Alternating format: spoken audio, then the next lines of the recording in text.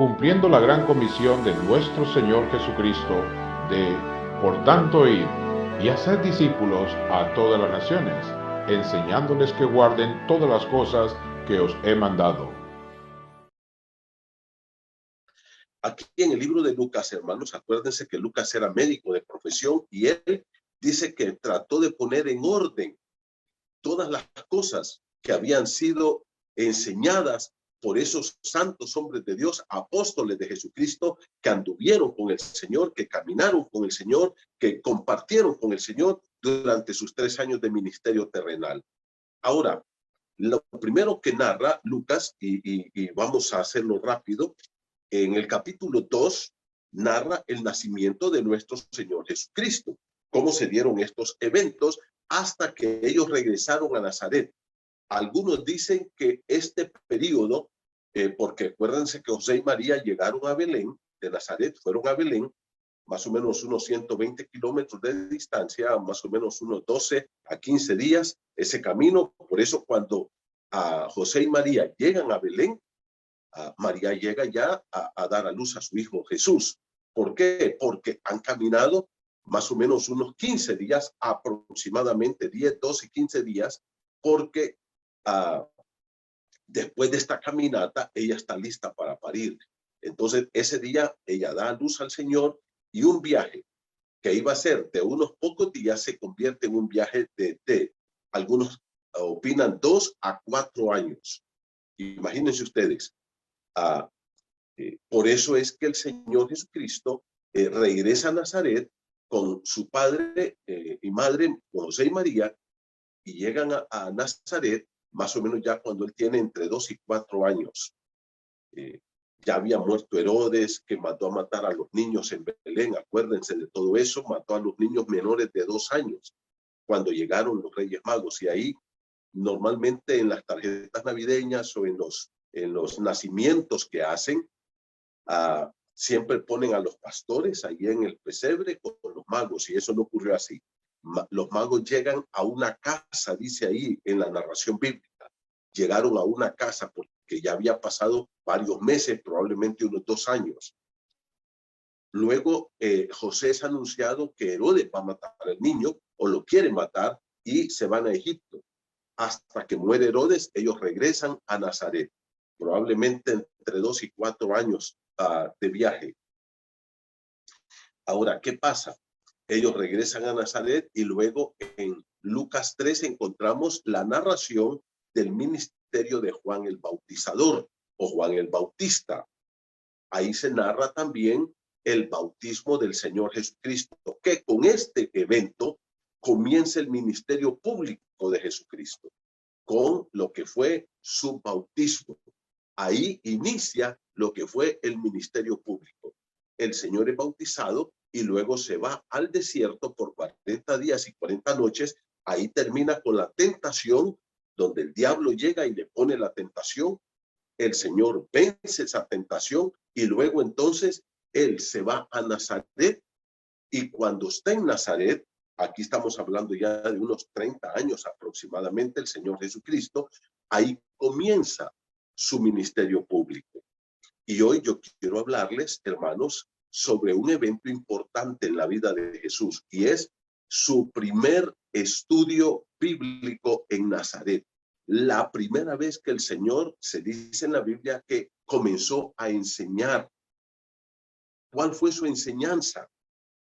Y eso es lo que nos dice aquí. Y entonces, ¿qué tenemos? Lo que tenemos es la narración del nacimiento de Jesús, el viaje a Egipto, el regreso a Nazaret, luego el ministerio de Juan el Bautista, el bautismo de Jesús, la tentación del Señor, y luego inmediatamente empieza el ministerio público de nuestro Señor Jesucristo, y lo hace en la sinagoga de Nazaret, donde el Señor define el propósito de su venida. ¿Por qué él nació en Nazaret como un bebé? Ahora el Señor tiene más o menos 30 años y está comenzando su ministerio público. Y esta es su primera enseñanza. Y yo quiero que ustedes noten conmigo lo que dice entonces en el libro de Lucas, en el capítulo 4, versículo 16 en adelante. Dice: vino a Nazaret, donde se había criado. Él vivió sus primeros 30 años allí en Nazaret. Todos lo conocían.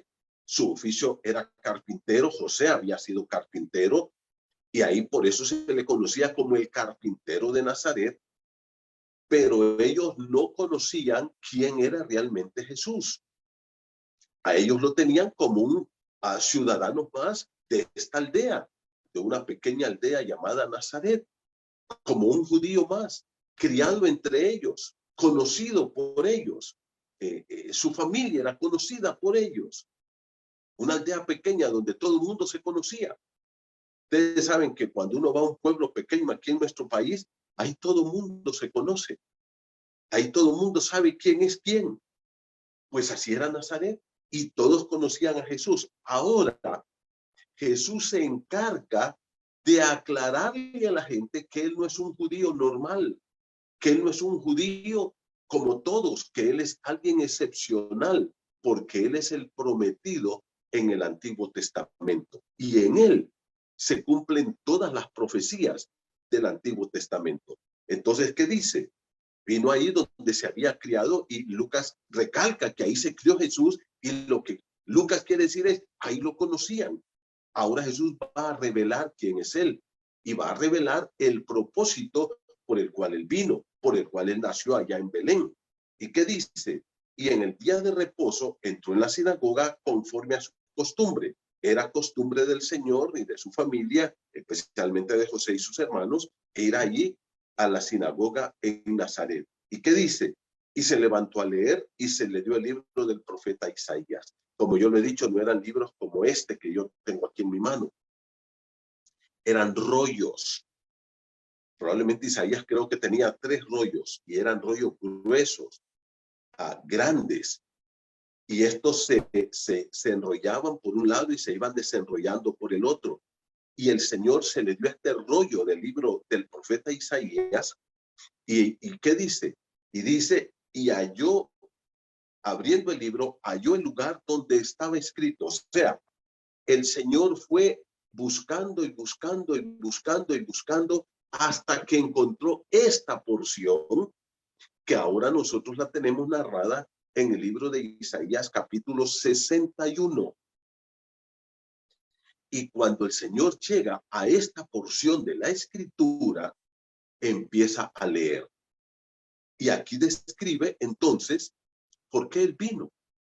Yo quiero leerle con ustedes. Mire conmigo Lucas 4:18. Dice, el Espíritu del Señor está sobre mí por cuanto me ha ungido.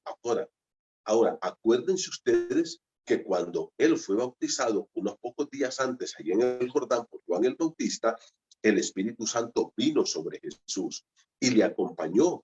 Y todo lo que él hizo fue en el poder del Espíritu Santo, bajo la dirección del Espíritu Santo.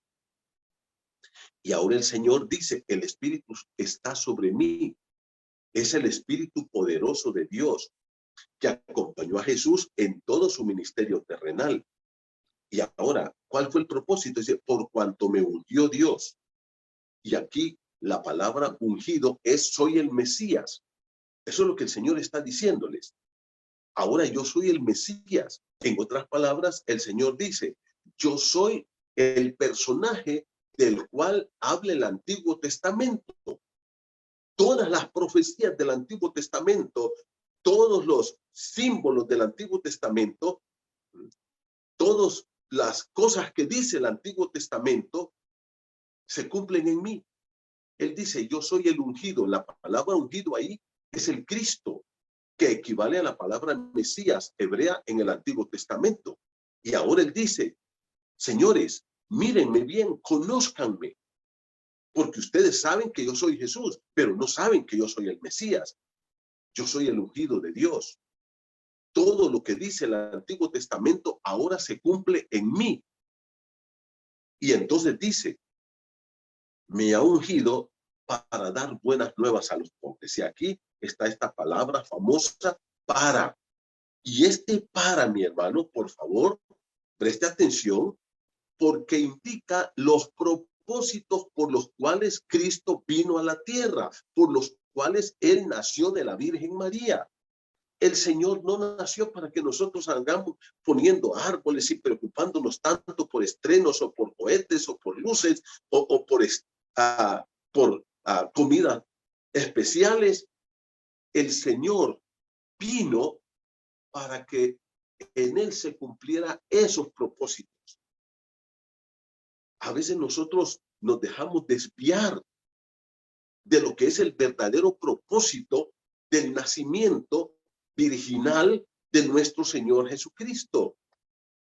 Y nos perdemos tanto en medio de estas luces del mundo que perdemos la perspectiva que el Señor quiere que tú y yo tengamos.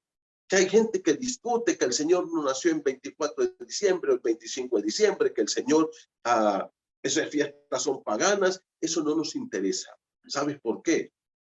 Porque el Señor nació, porque Jesucristo vino al mundo. Y ese es un hecho innegable. Ese es un hecho real, verdadero. ¿Qué fecha fue? Eso no es lo más relevante. ¿Sabe qué es lo relevante? Que usted y yo tengamos en mente el propósito por el cual Jesús nació y que celebremos este tiempo como realmente tenemos que hacerlo. ¿Y qué dice la Escritura? Mira, el Señor dice, yo soy el ungido, yo soy el Mesías, yo soy el Cristo que vino y vengo con estos propósitos. ¿Cuáles fueron los propósitos? Número 1, mire cómo dice, para dar buenas nuevas a los pobres. Buenas nuevas, ¿qué es? Es el Evangelio. Jesucristo dice, yo he venido a traer las mejores noticias al ser humano. Y sabes, aquí los pobres son todas las personas, todos los seres humanos. Aquí no está hablando de pobres económicamente hablando. Aquí no está hablando de los marginados sociales. Aquí no está hablando de la gente que está mendigando en la calle. Aquí no está hablando de gentes que no tienen que comer. Aquí está hablando de la condición espiritual del ser humano. Somos pobres en espíritu. El Evangelio no solo es para los pobres. El Evangelio es para todo el mundo. El Evangelio es para los ricos, millonarios, para los famosos, para los poderosos, para los letrados, pero es también para los demás. El Evangelio es para todo mundo.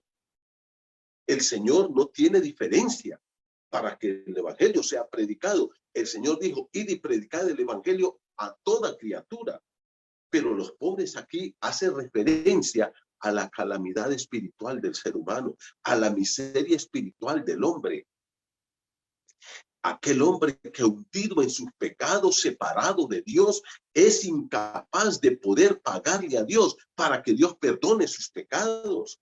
Ahora, ¿qué dice la Escritura? Jesús dice, yo he venido para traer una noticia extraordinaria a todos los seres humanos. ¿Y cuál es esa noticia? Que Él es el Salvador, el ungido de Dios, el señalado por Dios para poder traer perdón, salvación y vida eterna a ese hombre perdido que no tiene cómo ser salvo. A ese hombre que está en la miseria espiritual y no tiene la capacidad de tener perdón, salvación y vida eterna. Por tanto, Dios dice, yo les traigo una noticia extraordinaria. Yo soy el Salvador.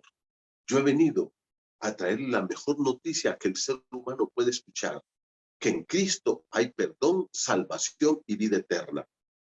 Cristo vino designado por el Padre como el hombre santo, puro, limpio, impecable, pero que dio su vida y murió como un pecador. ¿Para qué? Para sustituirnos a nosotros. Él pagó por mí en la cruz del Calvario. Él dio su vida por mí. Él me sustituyó a mí.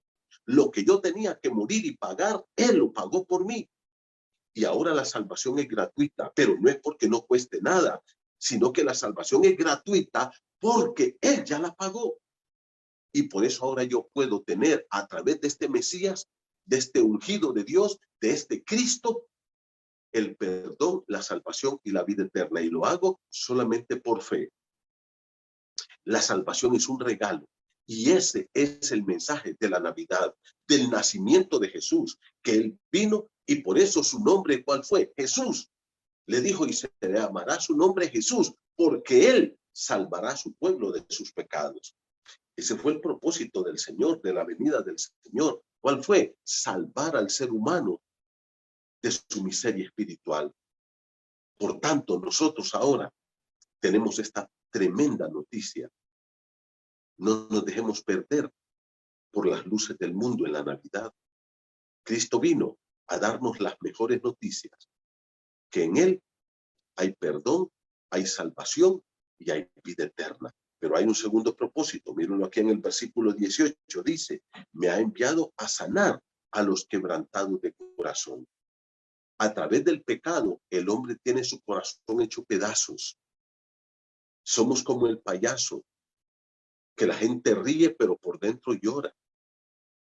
Hay gente que está metida en el pecado y parece, escucha bien, entre comillas, parece que está disfrutando, pero realmente el hombre vive en un estado de postración espiritual, moral, que a veces, aunque tenga todo el oro de este mundo, tiene una miseria espiritual en su corazón. ¿Por qué? Porque el pecado, el dinero, la fama, el poder, los títulos no le dan al hombre el gozo, la paz y la satisfacción que el hombre necesita. El hombre sigue quebrado en su corazón, hecho pedazos. ¿Y qué dice la Escritura? Cristo dijo, mira, Dios me ha enviado para un propósito más. Segundo propósito, ¿cuál fue? Sanar a esa gente cuyo corazón está hecho pedazos. Hay personas que viven frustrados, amargados. Usted ve gente con un carácter irascible, violento, son enojados, agresivos, y usted dice, esas personas amargadas, pero eso es consecuencia de los pecados. Gente que fue sometida a violencia física, gente que fue sometida a violencia sexual, insultos, humillaciones, y sus vidas se han hecho pedazos. Y no puede tener paz ni felicidad ni con él, ni con sus semejantes. Por eso son personas así. Y aún hay personas que ríen. Yo recuerdo que conocí a una señora que yo platicaba con ella y era una alegría y una dinámica, una persona con título, una persona con trabajo, con familia, una persona que usted hablaba y miraba aquella alegría y aquella expresión en su cara. Y un día nos llaman y dicen, fulana de tal se acaba de suicidar. Se suicidó porque había una tristeza en su corazón. A esa gente cuyo corazón está hecho pedazos por causa del pecado, y así estamos todos, Cristo dijo, yo vengo a sanarlos, vengo a darles una vida nueva. Por eso la Biblia dice, te es necesario nacer de nuevo. A eso se le llama un nuevo nacimiento. Dios nos ha hecho una nueva criatura. Y solo en Cristo usted y yo podemos disfrutar de la vida. Podemos entender que la vida del ser humano no son momentos de felicidad como ahorita en la Navidad y mucha gente ya a partir de ese momento cayó otra vez en depresión. Incluso aquellos que usan mucho alcohol en este tiempo. ¿Sabe por qué? Porque el alcohol te da un momento de euforia, pero después te tira en un momento de depresión, porque el alcohol es depresivo. Y entre más toma la persona, más depresiva se vuelve y más infeliz es. Y por eso es que el alcohólico quiere estar permanentemente alcoholizado, porque ahí es donde se le pasa el dolor. Pero una vez que pasa el efecto del alcohol, el alcohólico entra en una depresión terrible. ¿Por qué? Porque es un pecado y el pecado deprime al ser humano. Hay hombres que andan como picaflor, promiscuos de mujer en mujer, pero después de que están con una chica, entran en estados depresivos. ¿Por qué? Porque el adulterio es depresivo. Produce depresión. Todos los pecados destruyen al ser humano. Y por eso nunca el hombre va a ser feliz ahí. Cristo dijo, yo he venido a sanar a esa gente cuyo corazón está hecho pedazos. Pero mira el tercer propósito, a pregonar libertad a los cautivos. Estos esclavos aquí son los esclavos del pecado. Sabes que el único que puede romper cadenas del pecado en nuestra vida, se llama Jesús. Él dijo, yo he venido a dar libertad a los cautivos, a aquella gente que está esclavizado a tantos pecados. Algunos esclavizan al dinero, son esclavos del dinero, del trabajo, de su negocio, de su empresa. Algunos son esclavos del pecado sexual, algunos son esclavos de la idolatría, algunos son esclavos del cigarro, del alcohol, de las drogas. Cristo dijo, todo el que comete pecado es esclavo del pecado. Y eso es lo que hace el pecado.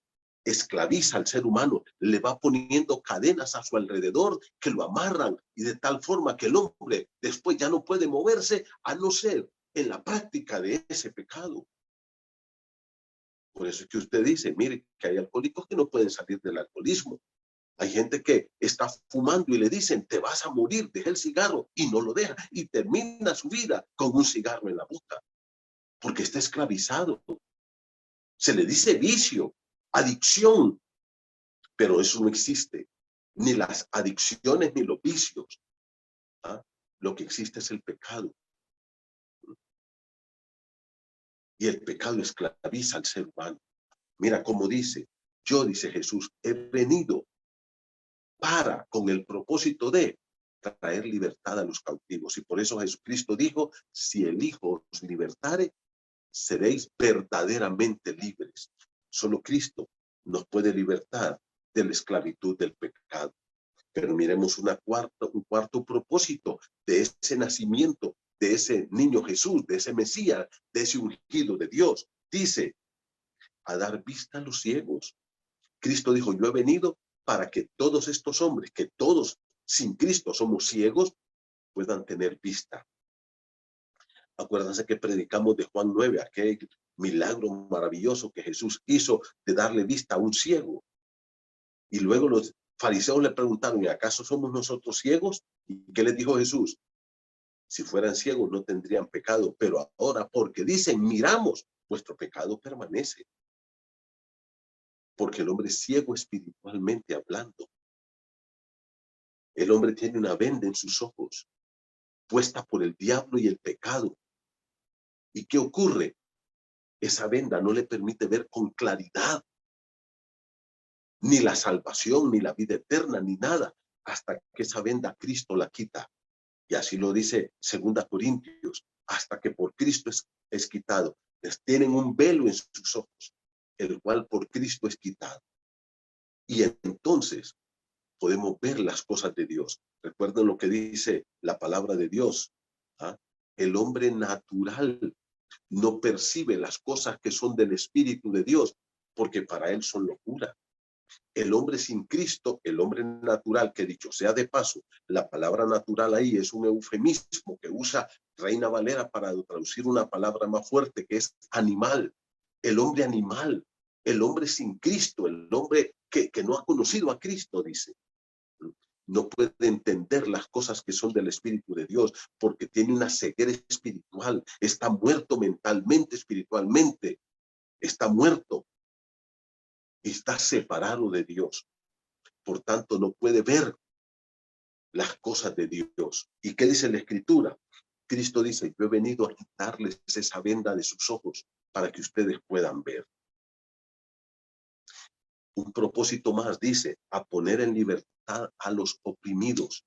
Esto está haciendo énfasis muy particularmente a los endemoniados, a la gente que está con posesión demoníaca, a las personas que Satanás los ha esclavizado tomando posesión de ellos. Que hay millones de personas aún hoy con posesión demoníaca.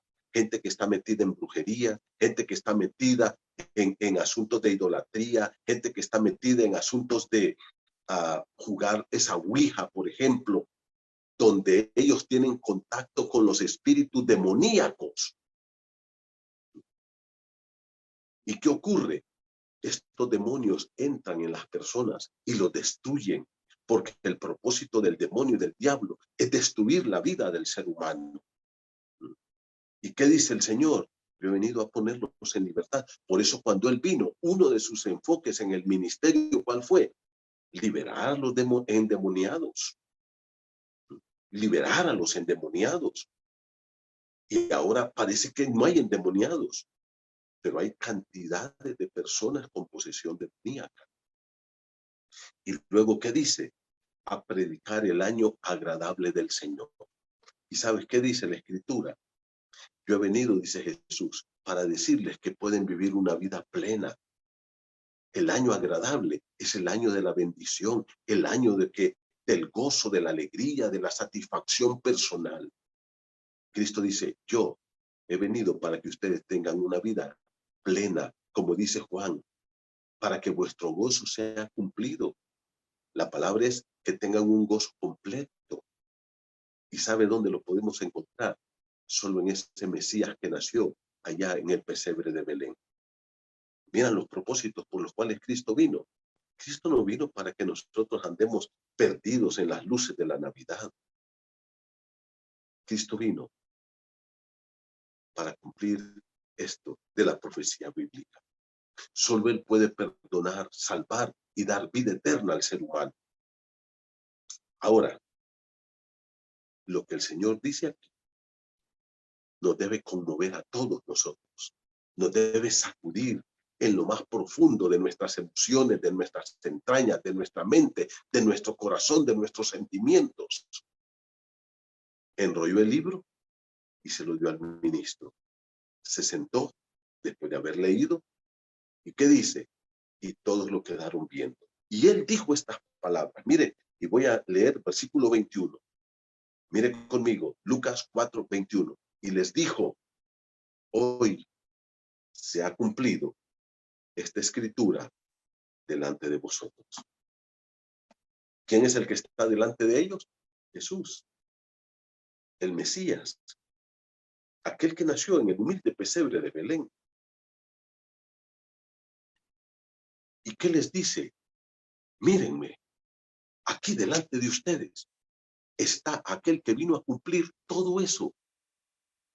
Ustedes pueden tener una vida plena, feliz, satisfactoria, satisfecha, especialmente tener el perdón de sus pecados, el regalo y la seguridad de la vida eterna, de una relación íntima con Dios, porque yo ya vine, ya estoy aquí y yo voy a cumplir todo eso. Tú y yo, mi hermano, ahora en Cristo podemos disfrutar todo esto. Solo en Cristo. Yo quiero animarte para que aprendamos a vivir la vida de esta forma, a la luz de la Escritura, de lo que Cristo vino a cumplir en su propia vida. Cumplió todo, absolutamente todo lo que se dijo de él en el Antiguo Testamento. Pero quiero terminar con lo que dice Isaías capítulo 61. Ve conmigo a Isaías 61, por favor. Porque el pasaje no termina ahí. Y acuérdate, primero, eran unos rollos grandísimos. ¿Qué estamos diciendo? Que el Señor fue enrollando y desenrollando aquel rollo, porque tenían como unos rodos arriba y abajo. Entonces los iban enrollando y desenrollando. Y el Señor fue enrollando y desenrollando. No tenía capítulos ni versículos, hasta que encontró esta porción. Ahí se detuvo y dijo, esto es lo que yo quiero leerles. Y lo leyó. Ahí está en Lucas capítulo 4. Pero si vienes conmigo a Isaías 61, tú te das cuenta de algo. Ese pasaje no termina cuando Jesús concluye esa lectura ya. Ese pasaje continúa. Mira conmigo Isaías 61, dice, leamos la Santa Escritura. El Espíritu de Jehová está sobre mí, porque me ungió Jehová. Me ha enviado a predicar buenas nuevas a los abatidos, a vendar a los quebrantados de corazón, a publicar libertad a los cautivos y a los presos, apertura de la cárcel. Verso 2, Isaías 61, 2. Mira cómo dice. A proclamar el año de la buena voluntad de Jehová. Hasta ahí lee el Señor, enrolla el libro, se lo da al encargado de la sinagoga, se sienta y les dice, hoy, esto que acabo de leer se está cumpliendo. Aquí estoy yo, delante de ustedes. Yo vengo a cumplir las profecías del Antiguo Testamento. Vengo a salvarlos, vengo a sanar sus corazones, vengo a darles un gozo pleno, una vida satisfactoria, una vida completa. Hoy yo vengo a cumplir eso en ustedes. Pero si tú miras Isaías 61:2, dice, y el día de la venganza del Dios nuestro. Eso no lo lee Jesús. Ya te diste cuenta.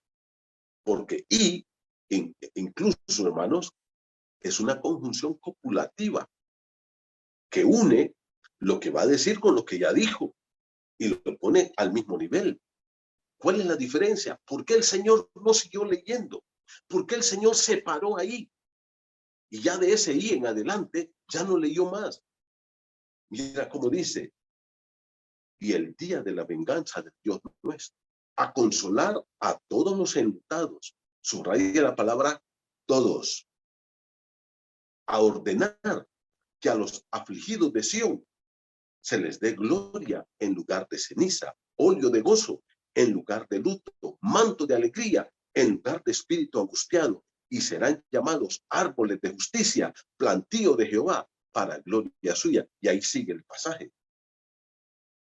Pero eso no lo lee Jesús, por una razón fundamental. ¿Y sabe cómo se llama esto, mi hermano?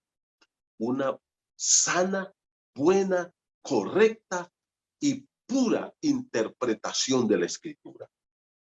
Cristo nos enseña cómo se interpreta la Escritura. Porque lo que él lee, versículo 1 hasta la mitad del verso 2, cuando dice, y a proclamar el año de la buena voluntad de Jehová, eso se cumple en su primera venida. Pero del y en adelante es segunda venida. En otras palabras, fíjate bien lo que Jesús está diciendo. En mi primera venida, yo vengo a morir, a dar mi vida, voy a morir, voy a ser sepultado, voy a resucitar como ese siervo sufriente de Jehová de Isaías 53, para dar vida eterna al ser humano, para que el hombre pueda obtener el perdón de sus pecados. Y luego, ¿qué dice? Todo eso se cumple en mi primera venida. Pero el Señor dice, voy a regresar por segunda vez, y ya no voy a regresar a un pesebre, ya no voy a regresar de esta forma humilde, sino como lo describe Apocalipsis 1, como ese Cristo glorioso, como ese Cristo poderoso, que viene en caballo blanco. Y por eso, en su segunda venida, mira lo que dice el versículo 2, el día de la venganza del Dios nuestro. Cuando Cristo regrese por segunda vez, él va a venir a hacer juicio al ser humano, a castigar a todos aquellos que se deleitaron en el pecado, en la maldad, a todos aquellos que le rechazaron como su Salvador, que nunca quisieron someterse a la salvación y al señorío de Cristo. Él le juzgará. Él, ese mismo Cristo, le vendrá a condenar. Y luego habla del establecimiento del reino. Mira lo que dice en el versículo número 2. Dice, a consolar a todos los enlutados. Aquel pueblo de Dios sufriente, a todos él lo va a consolar y viene a establecer el reino milenario y luego la eternidad con Dios en el cielo nuevo y la tierra nueva. Entonces, esta segunda parte se cumple en su segunda venida, donde Cristo vendrá a juzgar al ser humano, a ese ser humano que le ha dado la espalda, a ese ser humano que no le quiere obedecer, conocer, amar y servir. Dice el Señor, yo voy a regresar, y ese día es el día de la venganza del Dios nuestro. Si tú no has recibido a Cristo como tu Salvador, mi amigo, hoy es tu oportunidad, porque ese mismo Cristo que hoy te salva, te perdona, ese mismo Cristo te condenará si tú no lo recibes, si tú no rechazas. Él te va a condenar eternamente y para siempre al infierno. Por tanto, la palabra de Dios nos enseña que ese es el propósito del Cristo vivo. Solo en Él hay perdón, hay salvación y hay vida eterna. Recíbele como tu Salvador. Si tú ya le conoces, ríndele tu corazón a Cristo. En una vida de entrega, de obediencia, ámalo, glorifícalo, sírvelo y dale toda tu vida. Cuando Él regrese, dice, habrá óleo de alegría, felicidad y plenitud de vida eterna. Hermanos, vale la pena caminar con Cristo. Vale la pena servir a Cristo. Que Dios los bendiga.